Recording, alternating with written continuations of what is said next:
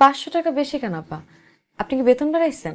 না না, বেতন বাড়ি নেই, শুধু এই মাসের জন্য 500 টাকা বেশি দিলাম। এই মাসের জন্য 500 টাকা বেশি মানে? না, ভাবলাম এই মাসে তুমি আনহারে অনেক সময় দিছো, একটু বেশি খাটছো, এই জন্য খুশি হয়ে দিলাম আর কি।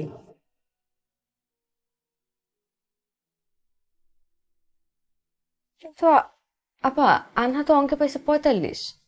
তাহলে আপনি বেতন বাড়াইতেছেন মানে আমি তো কিছু বুঝতেছি না।